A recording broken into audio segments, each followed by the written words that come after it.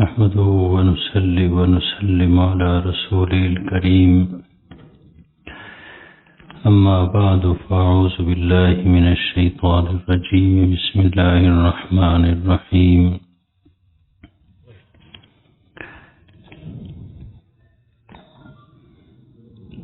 قد كانت لكم أسوة حسنة في إبراهيم والذين معه إذ قالوا لقومهم إنا براء منكم ومما تعبدون من دون الله كفرنا بكم وبدا بيننا وبينكم العداوة والبغضاء أبدا حتى تؤمنوا بالله وحده إلا قول إبراهيم لأبيه لأستغفرن لك وما أملك لك من الله من شيء ربنا عليك توكلنا وإليك أنبنا وإليك المصير صدق اللہ العظیم۔ سورہ ممتحنہ آیت نمبر 4 سے انشاءاللہ آج ہم درس کا آغاز کریں گے۔ اللہ رب العزت فرماتے ہیں قد كانت لكم أسوة حسنة في إبراهيم والذين معه، بے شک تمہارے لیے بہترین نمونہ ہے ابراہیم اور ان کے جو ساتھ تھے ان کی زندگیوں میں۔ یہ بات میں آپ سے عرض کر چکا ہوں کہ حضرت حاتب بن ابی بلتع رضی اللہ تعالیٰ عنہ کا واقعہ پیش آ گیا تھا۔ وہ مکے سے ہجرت کر کے مدینہ جانے والوں میں سے مہاجرین میں سے تھے۔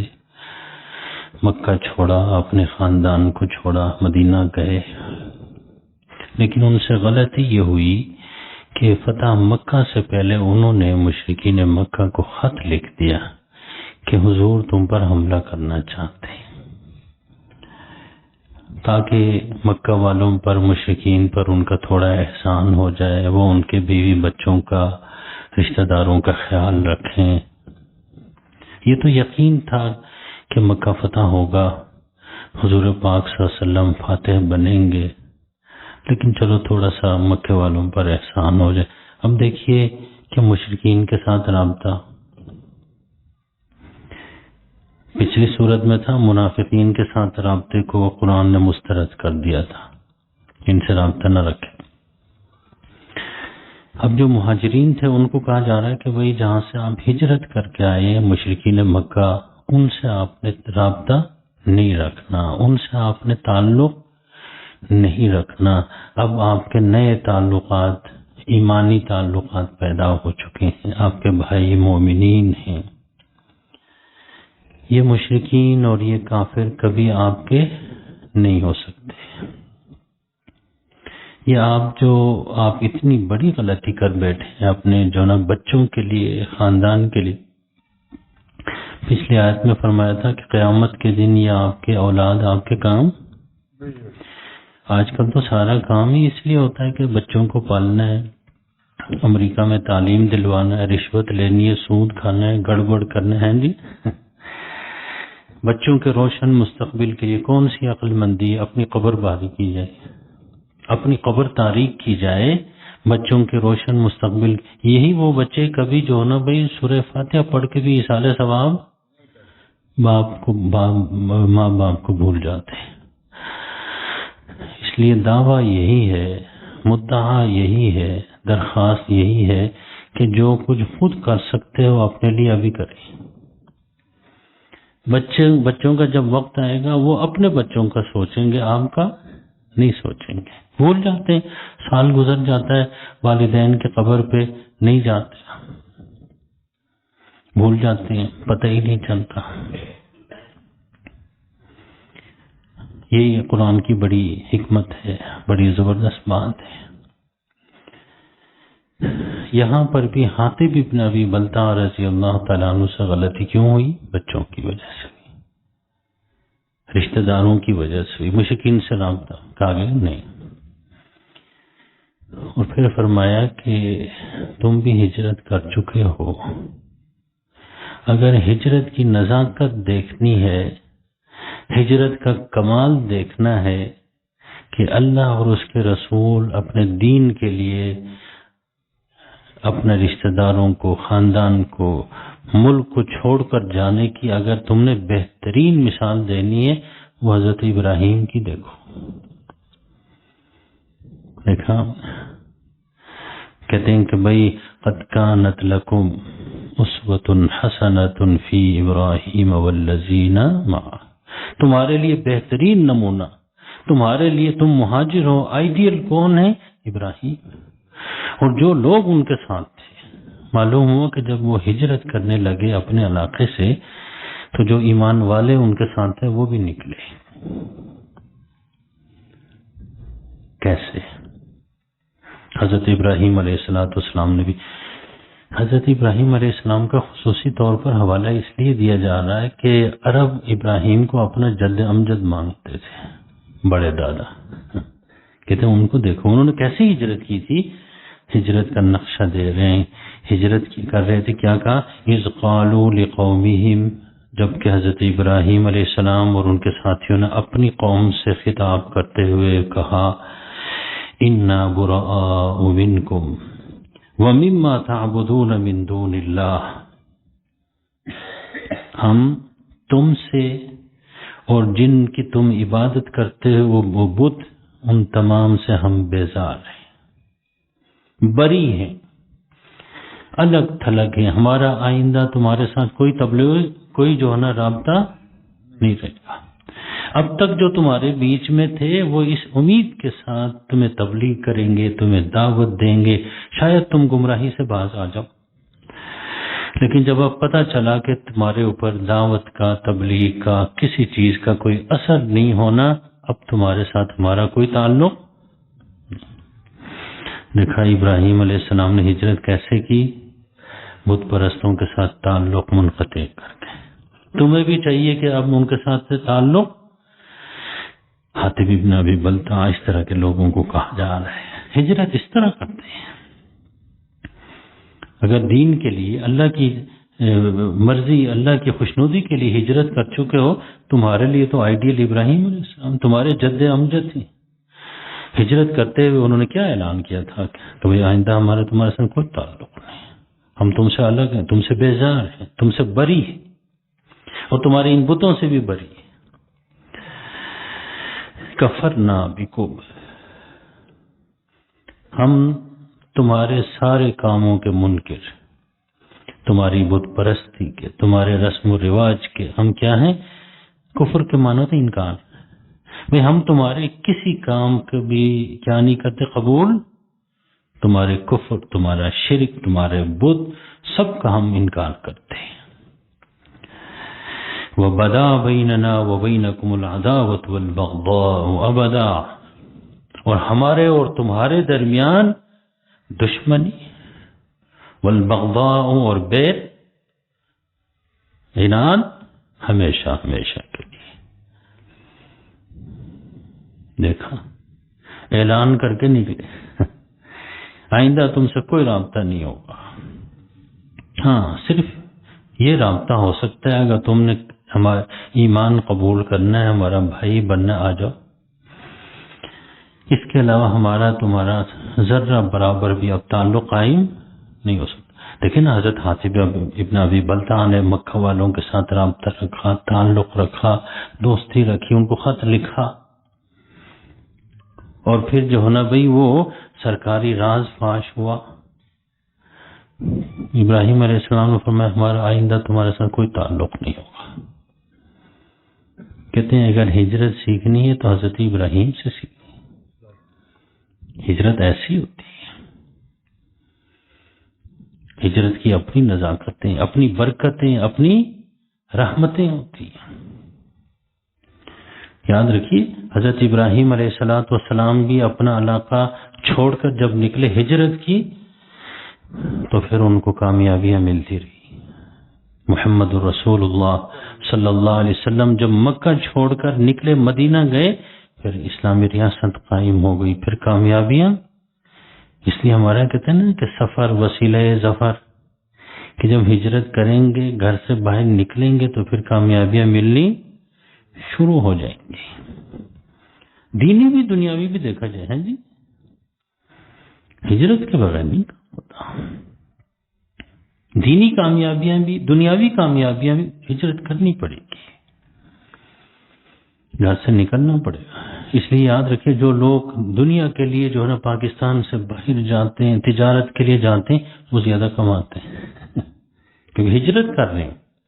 حضور نے تو فرمایا تھا کہ جس کی ہجرت دنیا کے لیے ہوگی دنیا مل جائے گی، جس کی ہجرت آخرت کے لیے ہوگی آخرت مل جائے گی. ابراہیم علیہ السلام نے کس کے لیے؟ اپنے دین ایمان بچانے کے لیے. ہاں ایک بات ہے، حتی تؤمنوا باللہ وحدہ، یہاں تک کہ تم ایک اللہ وحدہ لا شریک کے اوپر ایمان لاؤ، پھر دوستی قائم ہو جائے گی. اس وقت تک تمہارے ساتھ دشمنی ہے. ہاں، اِنَّ قول ابراہیم علی ابی، کہتے ہیں کہ ابراہیم علیہ السلام کی زندگی میں تمہارے لیے بہترین نمونہ ہے.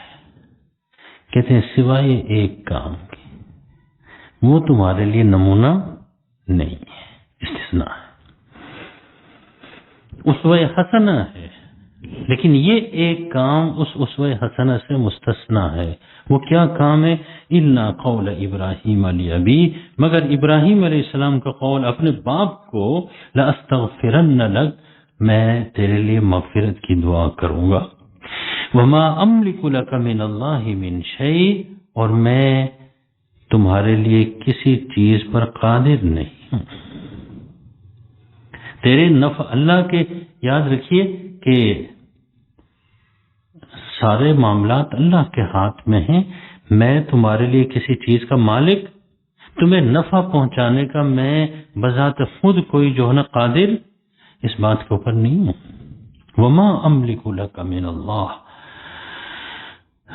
اور مالک نہیں میں تیرے نفع کا اللہ کے ہاتھ سے کسی چیز کا. سارے اختیارات، یعنی تمہیں نفع پہنچانے کے بارے میں میرے پاس کوئی اختیار. وما املک لک من اللہ، ہاں اللہ اگر نفع پہنچانا چاہے پھر ہاں تمہارے لیے مغفرت کی دعا کروں گا. باپ کافر تھے، مشرک تھے. ابراہیم علیہ السلام نے ان سے مغفرت وعدہ کیا کہ مغفرت کی دعا کروں گا. مسلمانوں سے کہا جا رہا ہے کافر کے لیے دعا کی اجازت نہیں ہے، مغفرت کی دعا. کافر کے لیے ایمان کی دعا کی جا سکتی ہے، اللہ ان کو ایمان سے نواز دیا. کہتے ہیں ہوا کیا تھا؟ ہوا یہ تھا کہ ابراہیم علیہ السلام کے والد بت بناتے تھے، بت بیچتے تھے، بتوں کی عبادت کرتے تھے، پرستش کرتے تھے. ابراہیم علیہ السلام ان کے خلاف اٹھ کھڑے ہوئے. باپ نے گھر سے نکال دیا. بھائی قربانی دینی پڑتی. دیکھیں ہم اگر قربانی کے بغیر ہی ایمان ہمارا چل رہا ہے تو اللہ کا بڑا شکر ہے. ہم اس قابل نہیں ہیں، ہمارے اندر اتنی ہمت نہیں ہے. ہماری کمزوری کو دیکھ کے اللہ نے ہمیں مسلمانوں کے گھر میں پیدا کیا کہ گھر چھوڑنا. ہم تو گھر میں کوئی بچہ نماز پڑھ لے تو سارے گھر والے اس کا خیال رکھتے ہیں، نمازی. یہ ہے مشرک کے گھر میں رہنا. انتہا پسند ہمیشہ مشرک رہے ہیں. مومن دیکھا اس گھر سے نکال دیا. عقیدے کا اختلاف تھا، سوچ کا اختلاف تھا، باپ نے گھر سے نکال دیا. لیکن حضرت ابراہیم علیہ السلام کا رویہ دیکھیں، پیغمبروں کا رویہ کیا ہوتا ہے، بات سمجھ میں آ جائے گی. ہمیں بھی حضرت ابراہیم کا رویہ اختیار کرنا چاہیے. وہ گھر سے نکال رہے تھے تو ابراہیم علیہ السلام علیک کہنے لگے باپ کو، آپ کو سلام. گھر سے نکال رہے ہیں کوئی سلام کرتے ہیں؟ یہاں باپ بیٹے کو گھر سے نکال رہے ہو تو بیٹا گالیاں دے گا، گھر سے باہر نکل کر پتھر مارے گا کہ نہیں. ابراہیم السلام علیک، میری طرف سے آپ کو سلام جی. سأستغفر لک ربی، میں اپنے رب سے تمہارے لیے مغفرت کی دعا کروں گا. گھر سے نکال رہے ہیں اور وہ دعائیں دینے کا وعدہ کر رہے ہیں. یہ رویہ ہوتا ہے. ہمارا تو اینٹ کا جواب پتھر سے بلکہ لوہے سے زیادہ طاقت ہوتا. کہتے ہیں برباد کر کے رکھوں گا، پیچھے پڑ جاتے ہیں. نہیں بھائی، کسی سے کوئی اختلاف بھی ہو جائے، جھگڑا بھی ہو جائے، سلام علیکم دعائیں دیتے ہوئے. جس کو گھر سے نکالا جا رہا ہے، اس لیے انبیاء کرام کے اوپر جو نا غصہ غالب نہیں ہوتا. یہ جو نفسانی جو چیزیں ہوتی ہیں یہ ان کو مغلوب، کمال کے لوگ. نبوت کی یہی تو خوبی ہے کہ ایسے غصے کی حالت میں بھی، ایسے جو ہے نا غصے کی جو ہے نا جو سچویشن ہے اس میں بھی وہ اپنے اوپر قابو پائے. آپ کے لیے میں دعا کروں گا. اس کے بارے میں کہتے ہیں کہ بھائی ابراہیم علیہ السلام کی ساری زندگی تمہارے لیے نمونہ ہے، لیکن یاد رکھیے باپ اگر کافر ہو، ماں کافر ہو، اس کے لیے مغفرت کی دعا نہیں کرنی. ابراہیم علیہ السلام نے ایک وعدے کی بنیاد پہ وہ دعا کی تھی، لیکن دوسری آیتوں میں قرآن کے یہ بات آئی ہوئی ہے فَلَمَّا تَبَيَّنَ لَهُ أَنَّهُ عَدُوٌّ لِلَّهِ. جب حضرت ابراہیم علیہ السلام کے سامنے یہ بات کھل گئی کہ باپ اللہ کا دشمن، مراد اللہ کے دین کا دشمن، تبرأ منہ. پھر حضرت ابراہیم علیہ السلام نے ان سے بھی علیحدگی اور الگ ہونے کا اپنی بات واپس لے لی. اس لیے فرمایا معلوم یہ ہوا انبیاء کرام کے ان اعمال کو دیکھا جائے جن تک وہ وفات تک قائم رہے. اگر پہلے کوئی کام ہوا بعد میں اللہ نے روک دیا یا خود رک گئے، وہ عمل حجت نہیں ہے. اس لیے اب کوئی اپنے کافر باپ ماں رشتہ دار کے لیے کیا نہیں کر سکتا؟ دعا کرنے کی اجازت نہیں ہے. اس لیے ہم کہتے ہیں کہ اگر کوئی قادیانی ہے یا اس طرح کا کوئی کافر ہے تو ان کے جنازے میں شریک ہونے کی اجازت نہیں ہے. وجہ یہ کہ جنازے میں دعا ہوتی ہے، اللہم اغفر لحینا و میتنا و شہید، دعا ہے نا. تو کافر کے لیے کسی دعا کی اجازت نہیں ہے.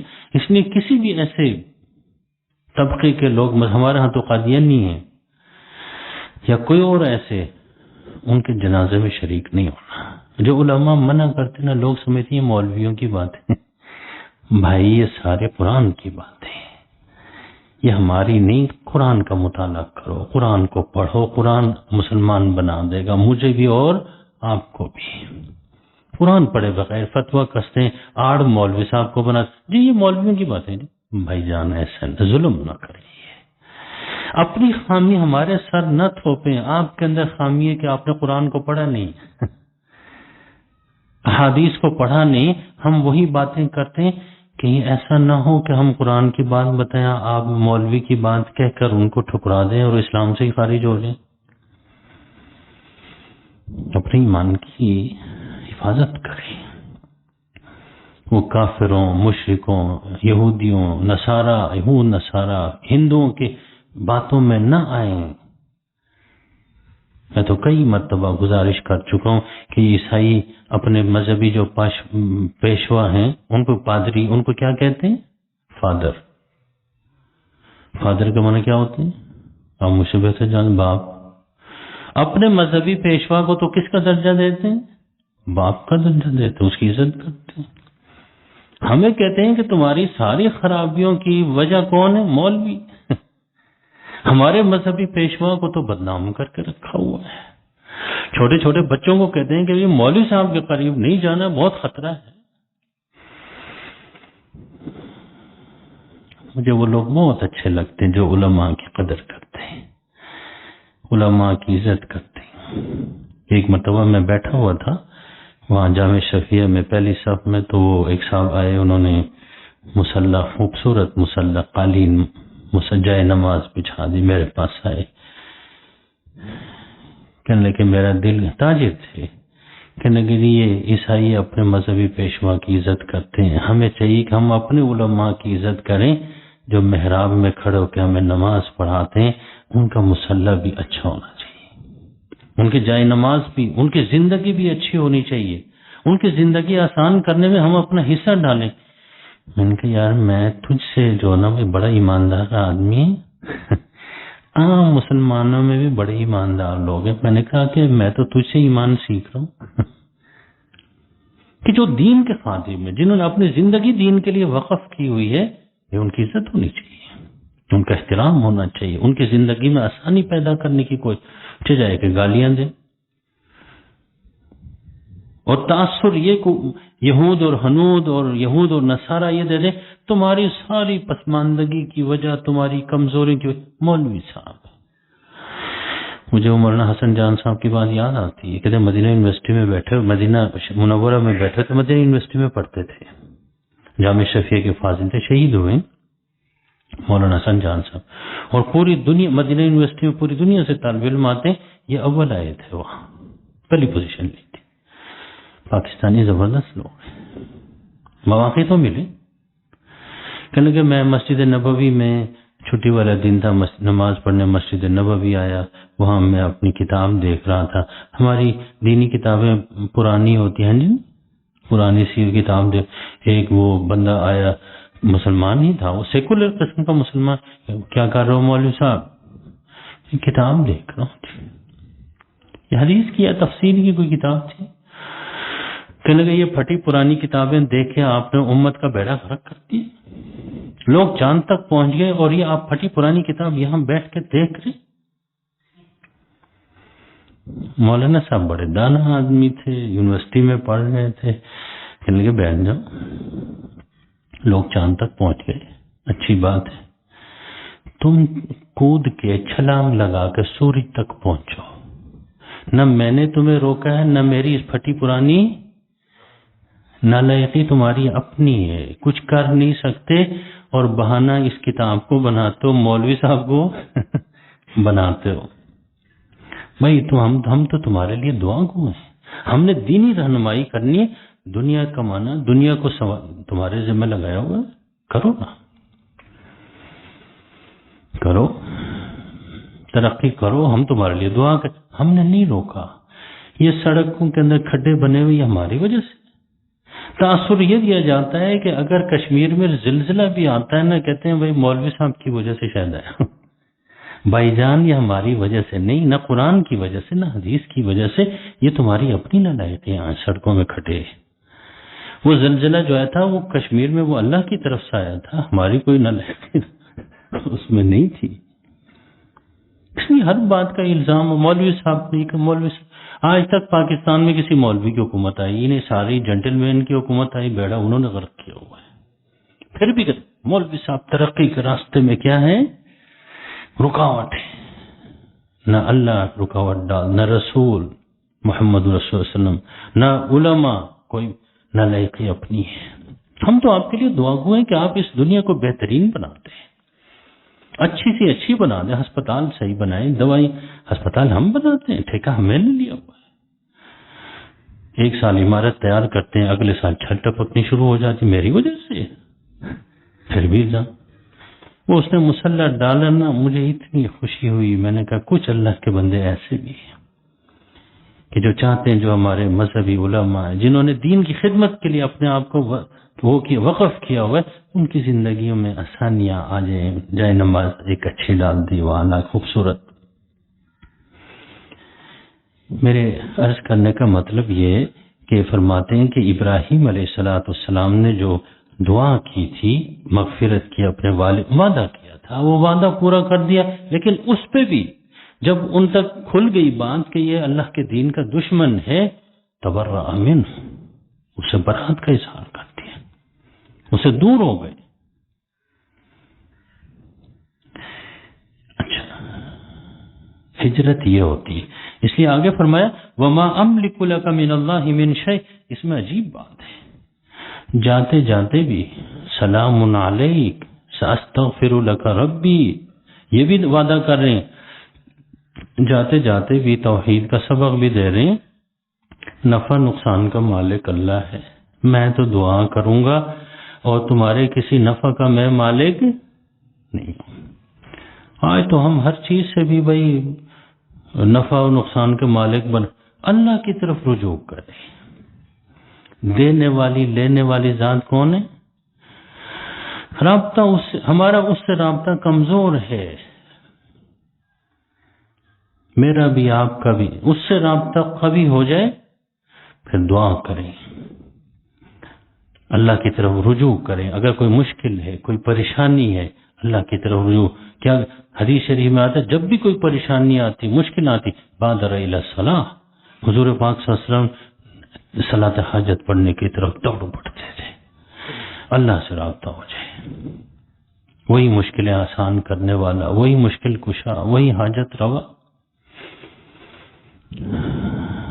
ہمارے ہاں تو نظریات ہی اور ہیں، خیالات ہی اور ہیں، باتیں ہی اور قسم کی ہیں جو اللہ کو پسند نہیں ہے. بھائی مشکل کشا اللہ ہے، حاجت روا اللہ ہے. ہاں جب اللہ نے حاجت پوری کرنی ہے تو کسی بندے کو ذریعہ بنا دیتے ہیں. اور پھر حدیث میں آیا، یاد رکھیے کہ اللہ براہ راست بھی کسی کو دے سکتے، لیکن اگر اللہ آپ کو دیتے ہیں، آپ کے ذریعے دوسرے کو دیتے ہیں، حضور نے فرمایا کہ ایسے لوگوں کو مبارک ہو جن کو اللہ خیر کا مرکز بنا دے. کن فیکون، وہ ایک لفظ ہو جا تو چیزیں ہو جاتی ہیں. تو اللہ کن کے ذریعے سے مسجد بنا سکتے ہیں کہ نہیں؟ لیکن مجھے آپ کو موقع دیتے ہیں، کوئی اینٹ لائے، کوئی بجری لائے، کوئی سیمنٹ لائے، تاکہ جو ہے نا مسجد بناتے ہوئے ہمیں اللہ دیکھ کر خوش ہو جائے، راضی ہو جائے. پھر نماز پڑھتے اور خوش ہو جائیں. اللہ ہمیں خیر و برکت کا کیا بنانا چاہتے ہیں؟ مرکز بنانا چاہتے ہیں. خیر پھیلے آپ سے، کوئی شر نہ پھیلے. اگر آپ سے کوئی خیر پہنچ رہا ہے کسی کو تو آپ یہ نہ سمجھیں کہ یہ نفع میں پہنچا رہا ہوں، ذہن پہ یہ ہو کہ یہ اللہ میرے ذریعے سے پہنچا رہا ہے. یہی تعلیم، وما املک من اللہ من شیء، میں تو تمہارے نفع کے کسی چیز کا مالک، اگر اللہ نہ چاہے تو میں تو آپ کو نفع نہیں پہنچا سکتا. اللہ چاہے تو پہنچا دوں گا. جاتے جاتے بھی توحید کا سبق پڑھا کے، ربنا علیک توکلنا، اے ہمارے پروردگار آپ کے اوپر ہم نے بھروسہ کیا، وَإِلَيْكَ أَنَبْنَا، اور ہم تیری طرف رجوع ہوئے، تیری طرف لوٹے، وَإِلَيْكَ الْمَصِيرُ، اور تیری طرف یہ سب کو پھر کر آنا ہے. بھائی جان ہم سب نے اپنے اپنے بستے لے کے انہی کے پاس جانا ہے، اعمال نامے اسی کی طرف سب کو پھر کر جانا ہے، لوٹ کر جانا ہے. انہی کے سامنے اپنے سب کچھ حساب کتاب دینا ہے. اللہ رب العزت ہمیں یہاں بیٹھ کے اس حساب کتاب کے لیے تیاری کی توفیق عطا فرمائے. یاد رکھیے حضور پاک صلی اللہ علیہ وسلم نے ایک مرتبہ فرمایا کہ حضرت عائشہ رضی اللہ عنہ سے، بخاری شریف مسلم میں، من حوسب قد عذب، کہ جس بندے سے ایک ایک چیز کا حساب لیا گیا سمجھو کہ عذاب میں مبتلا ہو گیا، کوئی بچ نہیں سکے گا. حضرت عائشہ رضی اللہ عنہ حیران ہو کر انہوں نے فرمایا کہ جی یا رسول اللہ، یہ جو آتا ہے کہ سب کا حساب ہوگا، قرآن پاک میں جو آتا ہے، تو حضور نے فرمایا وہاں قرآن پاک میں آتا ہے فَسَوْفَ يُحَاسَبُ حِسَابًا يَسِيرًا، ہلکا پھلکا حساب لیا جائے گا، حساب یسیر، آسان حساب لیا جائے گا. آسان حساب کی تشریح کیا ہے؟ پوچھا جائے گا کون ہے جی؟ زید ہے جی، مسلمان تھا، کلمہ پڑھتا تھا جی، ایمان والا ہے جی، ایمان والا ہے جی، ٹھیک ہے جنت لکھ دو ان کے لیے. اس لیے ہمیشہ ہر نماز کے بعد اپنے لیے، میرے لیے بھی دعا کریں کہ اللہ حساباً یسیر، ہلکا پھلکا حساب، گہرا حساب ہم دینے کے قابل نہیں. پائی کا حساب ہو، من حوسب قد حوسب فسوف یحاسب حسابا یسیرا، یا اللہ آسان حساب دے دے، حسابا یسیرا، ہلکا پھلکا حساب. کیا نام ہے والد کا؟ کیا نام ہے؟ ایمان والا تھا، سے چلو جی جنت لکھ دو ان کے لیے، لے جاؤ ان کو جنت۔ یہ ہے حساب یسیر، آسان حساب، ہلکا پھلکا۔ اللہ تعالی ہمیں بلا حساب جنت عطا فرمائے۔ اگر حساب لینا ہی ہے تو حساب یسیرا، ہلکا پھلکا آسان حساب لے لے اللہ ہم سے۔ نفع نقصان کا وہی مالک ہے، اور اللہ رب العزت یہی ہمیں تیاری کی توفیق عطا فرمائے، ہمت کرنے کی توفیق عطا فرمائے، آخرت کی فکر کی توفیق عطا فرمائے۔ ہم بہت کمزور ہیں۔ ابراہیم علیہ السلام فرما رہے وما املک من اللہ من شیء، میں تمہیں کوئی نفع پہنچانے کی پوزیشن میں نہیں ہوں، ہاں اللہ پہنچانا چاہے، وہ نہیں تو ہم کدھر ہیں؟ ہم کس شمار قطار میں ہیں؟ ہاں دعا کر سکتے ہیں ایک دوسرے کے لیے، اللہ سے درخواست کر سکتے ہیں، ایک دوسرے کے لیے دعا کر سکتے ہیں۔ دعا کے اندر اللہ نے بڑی تاثیر رکھی ہوئی، کتنی تاثیر۔ ایک حدیث مسلم شریف کی آپ کو بتاؤں، ابو ہریرہ رضی اللہ عنہ کی والدہ مسلمان نہیں تھی، گھر میں کوئی بات ہوئی تو انہوں نے حضور کی شان میں کوئی غلط بات کر دی، ابو ہریرہ برداشت نہیں کر سکے، طرف ماں ہے کہ حضور ہیں، باہر نکلے، مسجد پہنچے روتے ہوئے، حضور نے فرمایا کیا بات ہے بھائی؟ کہنے کہ جی میری والدہ نے آپ کے بارے میں ایسی بات کی، غلط بات کی، برداشت نہیں کر سکا، والدہ کا احترام بھی ہے، باہر نکل آیا ہوں، آپ دعا فرمائیں کہ اللہ میری والدہ کو ہدایت دے دیجیے۔ حضور نے فرمایا ادھر آؤ، ہاتھ اٹھا دیے، فرمایا اللہم اہدی ام ابی ہریرہ، یا اللہ ابو ہریرہ کی ماں کو ہدایت دے دے، ایمان دے دے۔ کہتے ہیں دعا ختم ہوئی تو یہ ابو ہریرہ دوڑے، بھاگے، دوڑتے بھاگتے دروازے تک پہنچے تو ماں غسل خانے میں تھی، انہوں نے کہا ٹھہر جاؤ، غسل کر کے باہر نکلی، دروازہ کھولا، کہاں سے آ رہے ہیں؟ پیغمبر اسلام کے پاس سے آ رہا ہوں۔ کہنے لگے مجھے کلمہ پڑھا دو جی۔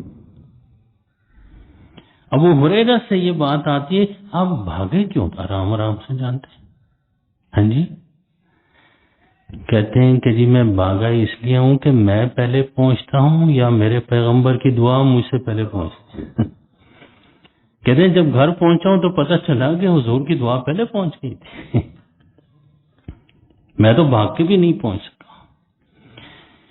بھائی جان دعاؤں کی وجہ سے ایسا ہوتا ہے، ایمان ملتا ہے، نیکی کی توفیق ملتی ہے، ہدایت ملتی ہے۔ ہم سب ایک دوسرے کے لیے ہدایت کی، صراط مستقیم پر چلنے کی دعا کریں۔ لوگ کہتے ہیں دعا سے کیا ہوتا ہے جی؟ ہم کہتے ہیں فلسطین والوں کے لیے ہم دعا کریں، کہتے ہیں دعا سے کیا ہوتا ہے؟ بھائی دعا سے بہت کچھ ہوتا ہے۔ حماس والوں کے لیے دعا کریں، یا اللہ ان کی مدد فرما، یا اللہ ان کو فتح مبین عطا فرما، یہود غاصبین کے خلاف یا اللہ غیب سے ان کی مدد فرما۔ دیکھیں دعاؤں سے کیا ہوتا ہے۔ ابو ہریرہ کے دوڑ کر پہنچنے سے پہلے حضور کی دعا پہنچ گئی تھی۔ اس لیے جب بھی کسی نیک آدمی، اچھے آدمی آپ کی زندگی میں کوئی نظر آئے، دعا ضرور لے لیا کریں۔ اب دعا فرمائیں جی۔